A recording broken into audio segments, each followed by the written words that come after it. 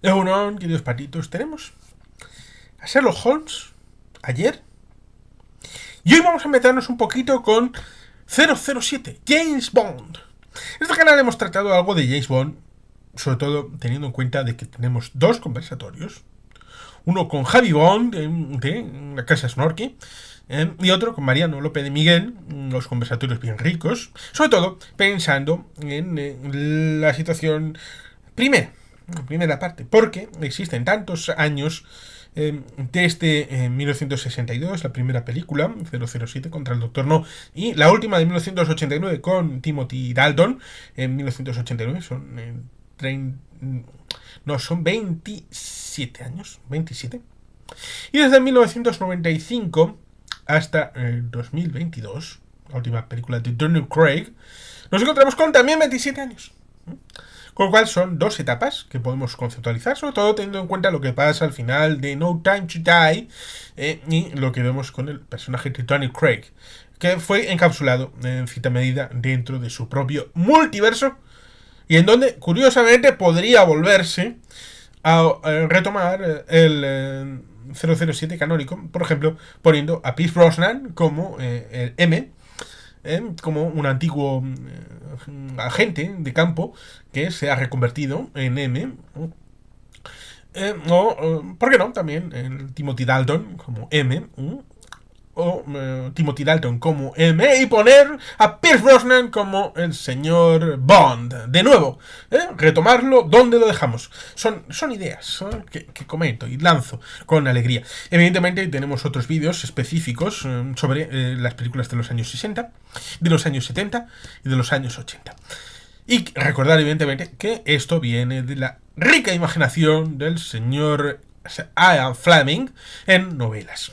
Algunas tienen que ver con la trama, algunas han ido evolucionando de pequeños cuentos como La propiedad de una dama, que está en Octopussy, evidentemente está el asunto, por ejemplo, de El espía que me amó, que se tradujo The Spy Who Loved Me, que en inglés no tiene aparentemente género, pero en teoría se tradujo al castellano como La espía que me amó, la mayor Amatsova, y que en realidad todo es parte de la rica imaginación de los autores de la película, porque en teoría toda la película tiene que ver con una cabaña en la zona de Suiza y tiene que ver con algo más intimista. No, lo cual resulta curioso porque nos encontramos con una historia que funciona bastante bien respecto de los submarinos y todo esto, y que tiene paralelismos con otras películas del propio James Bond.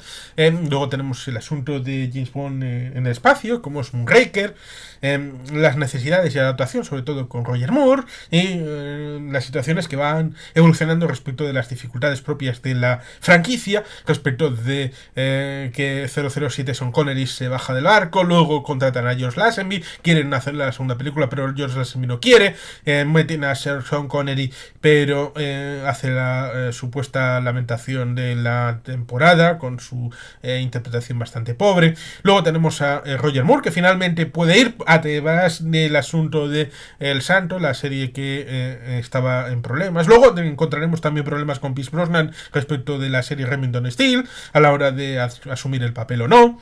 Por lo tanto, hay elementos que ahí fueron generando. El asunto de la tercera película, que debió haber sido en 1991-92. ¿Qué peliculón nos perdimos con aquella caída del muro y caída de la Unión Soviética en 1991, 25 de diciembre? Aquella película del cambio. Sí, cierto, la película del cambio, la tercera hipotética de Roger Moore.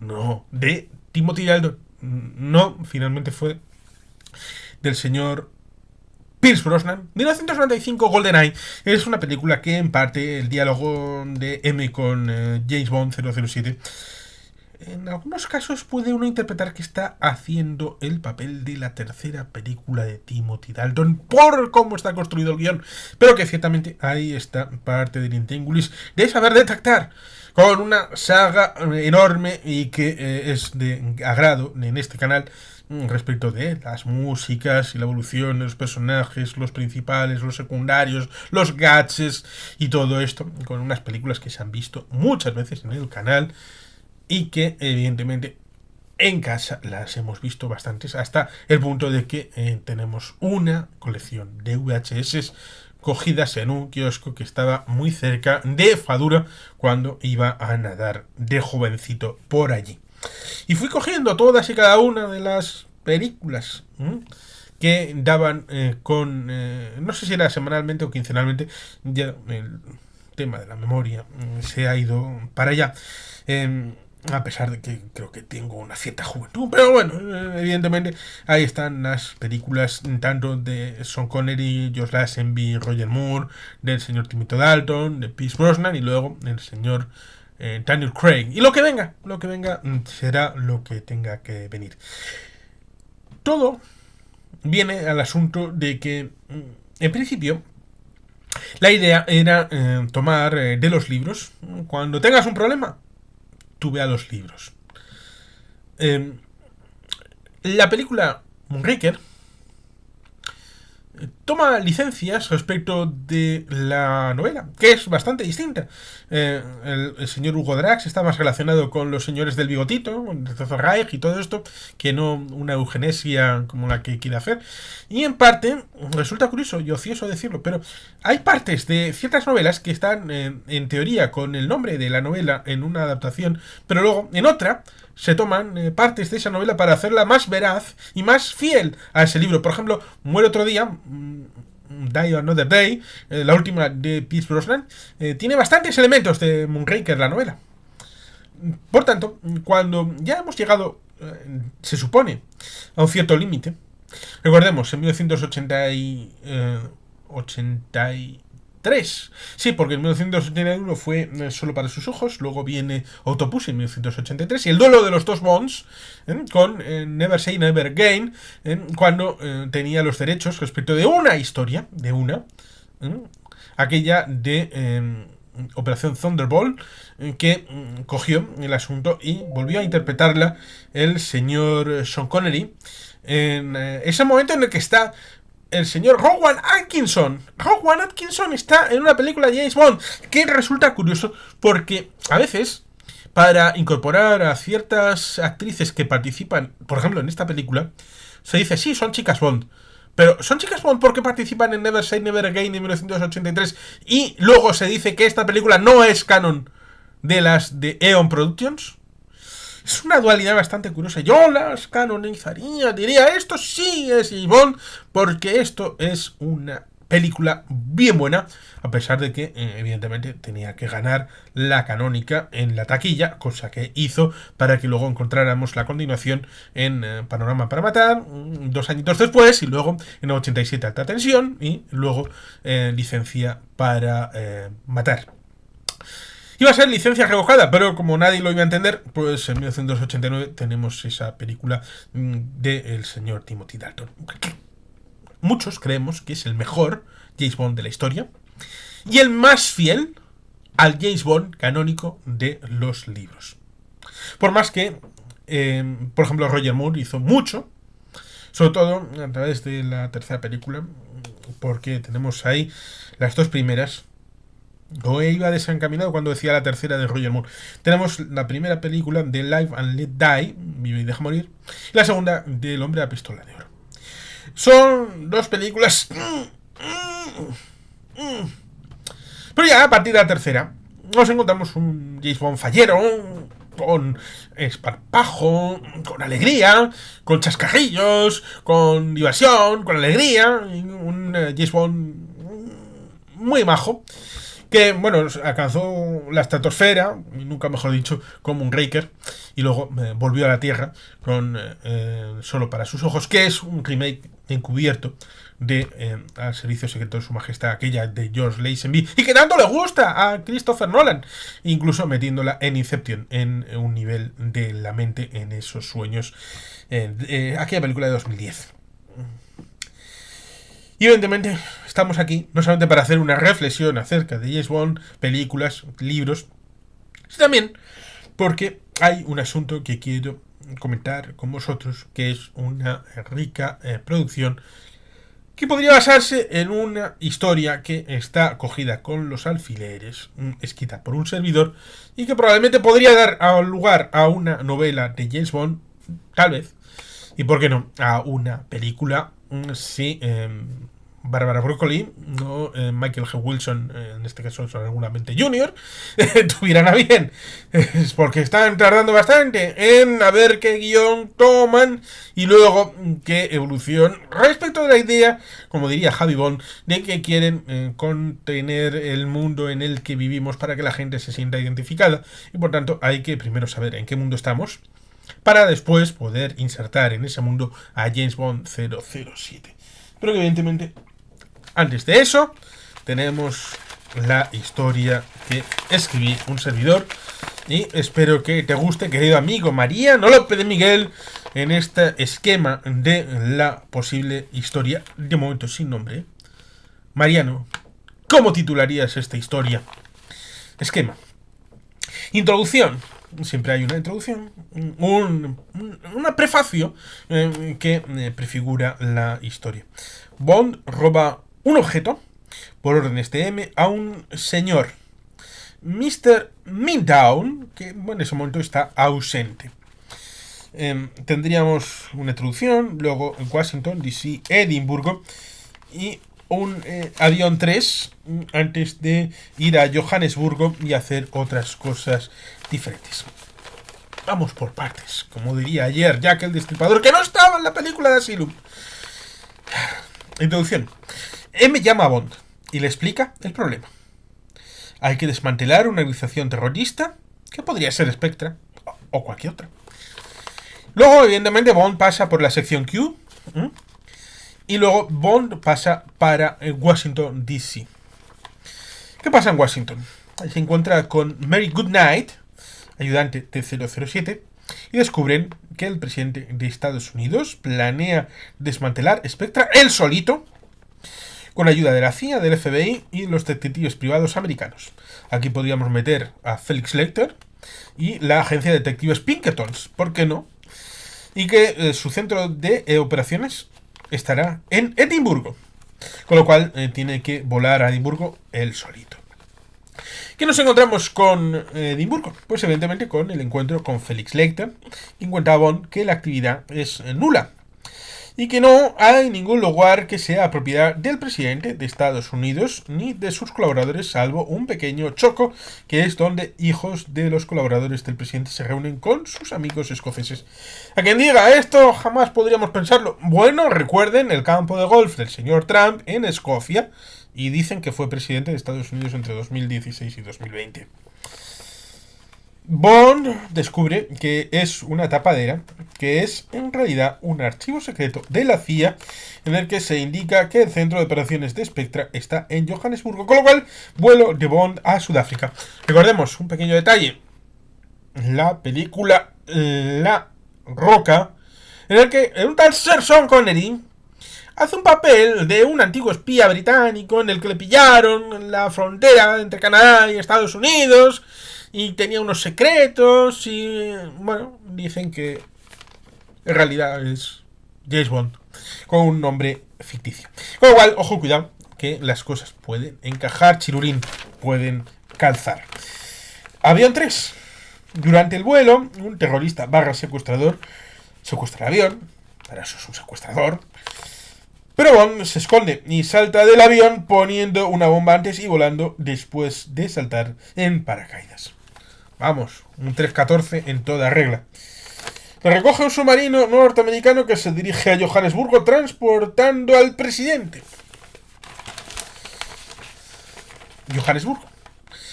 Bond se encuentra con Julie Masterwood, agente de enlace británica. Se encuentra con M en el cuartel general de la Universal Export en Sudáfrica, situado bajo los estudios de la BBC en Sudáfrica. Y hablan del tema, se actualizan, se ponen al día.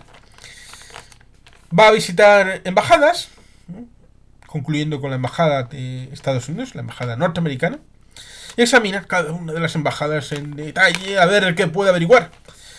La noche siguiente visita la embajada de Estados Unidos, pero asombrado por las medidas de seguridad, vuelve a visitar a M y le pide permiso para atacarla, pero el permiso será denegado, pero puede hacerlo porque le retira de la misión oficialmente únicamente, de manera oficial, coge vacaciones. Cosa que jamás, Bond jamás ha tomado vacaciones para hacer una misión encubierta, ¿verdad?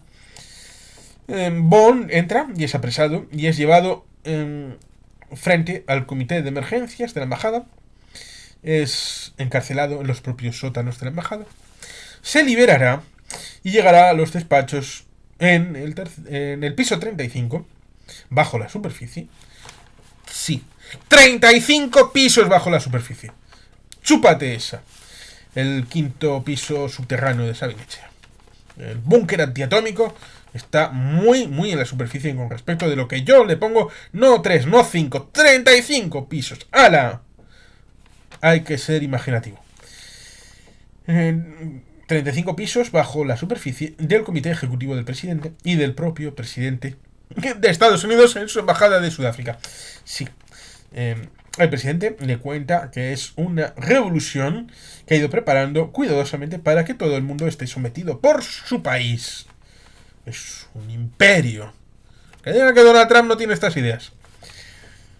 Hay un careo entre los dos personajes, entre el señor Bond y el señor presidente de Estados Unidos, cosa que nunca ha sucedido, ¿verdad? El último grande fue entre Christoph Waltz o fue con Javier Bardem. ¿Cuál es mejor? Díganlo en comentarios. Aparece Julie Masterwood y hay un careo sobre el plan de conquista del planeta de los tres personajes. Hay Julie Masterwood haciendo de enlace curioso en Live and Let Die, el personaje de la negrita iba a ser la protagonista, pero luego cogieron a Jane Seymour, que bueno, pues fue la sustituta y recambiaron el guión. Con lo cual, estas cosas también, oye, también estaban ahí, en algún lado. Bueno, pues parece que Bond y Julie son apresados porque no se fían en el fondo de Julie Masterwood y se liberarán y lograrán liberar a las tripulaciones de los navíos apresados. ¿Qué navíos apresados? No recuerdo haberlo puesto, pero me remite también al asunto de la espía que me amó y siguen en Johannesburgo. Y bueno, ahí les contará la verdad de lo que pasa. Acabarán destruyendo esa base. Y Bond y Julie se van a un mini submarino preparado para el presidente de Estados Unidos haciendo lo propio. Que, bueno, evidentemente les encontrarán las fuerzas británicas. Esta es una idea posible.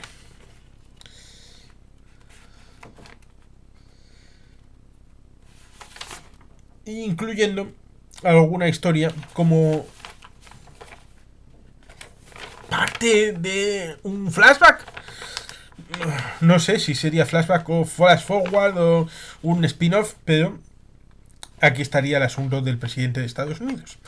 Y es que hace mucho tiempo, en una galaxia muy cercana, en un universo paralelo, ocurrió un hecho que marcaría la historia de la humanidad y que hoy ocupa uno de los capítulos más gloriosos de la raza humana.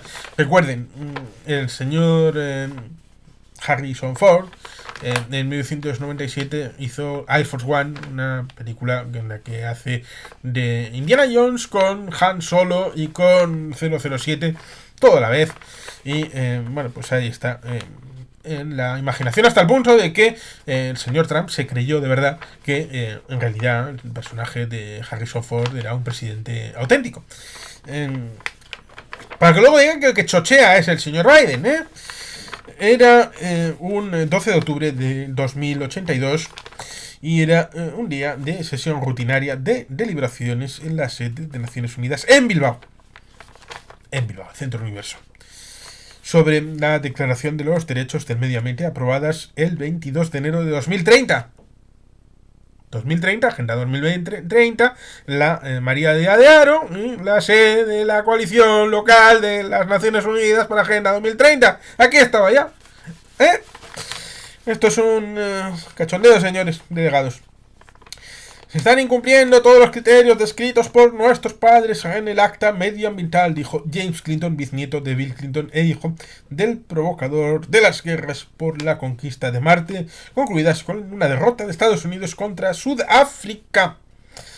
John Clinton, quien ese día estaba de mal humor. Una fábrica europea estaba virtiendo al Océano Atlántico y al mar Mediterráneo 3 millones de kilos de basura. Podría haber puesto 3.000 toneladas, pero me parecía más bonito. 3 millones de kilos de basura y desperdicios al mes para tener numerosos rojos en 50 bancos. Numerosos números rojos. Y estamos pendientes en multitud de prestamistas y usureros a lo largo del globo. No, señor, protesto enérgicamente contra eso y propongo una moción de censura para hablar de ese tema y que prometa cometer acciones de enmienda para moderarse en un foro internacional como este.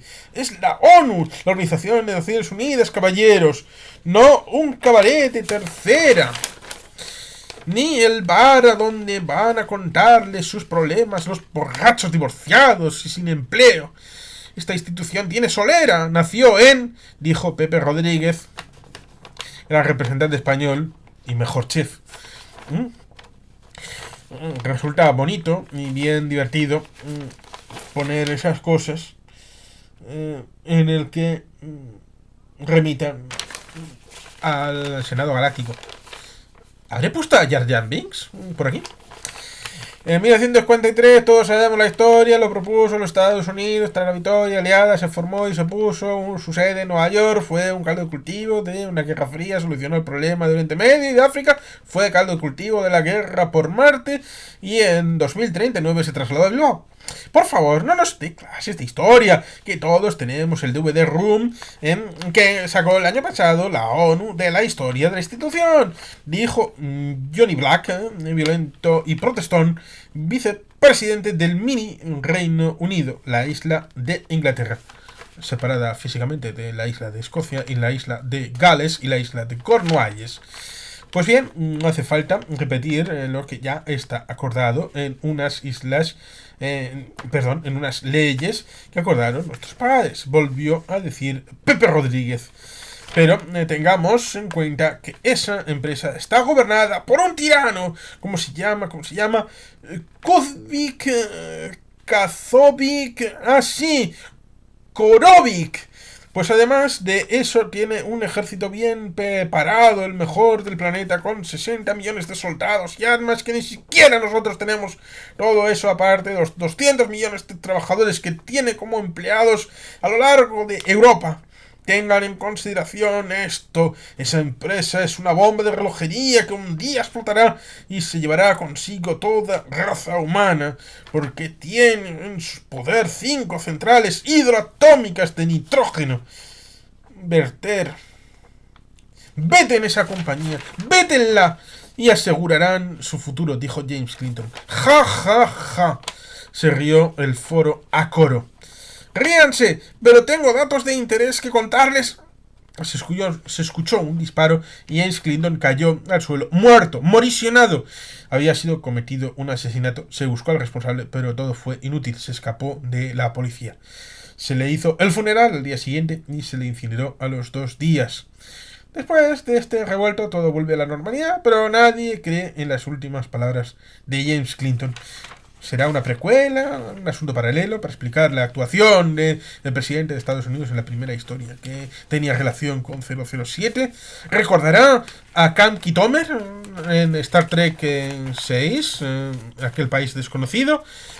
Son cosas de juventud que no tienen por qué influir en todos nosotros, pero bueno, seguramente ya estás pensando, querido amigo, amiga, que a este se le ha ido la pinza y probablemente Bárbara Broccoli van a desechar estos guiones, estas historias y estos argumentos. Pero recuerden, Quantum of Solace, en medio de una huelga de guionista, hizo que el propio Daniel Craig se metiera a guionista y montaran el zipizape que está en la historia de Quantum of Solace. Con lo cual, no hay que perder la esperanza. Este material puede ser tan malo como todos los que se utilizaron en las películas. En las peores, en las buenas, pues bueno, pues ahí no habría cuchara que meter. Pero bueno, ¿por qué no? Como diría Mariano Rodríguez. Y por lo tanto ahí está el asunto. Hay opciones. Valóralo. Y bueno, sin más, Queridos patitos, es que ricasco, agur, berobat, Betty Helpien.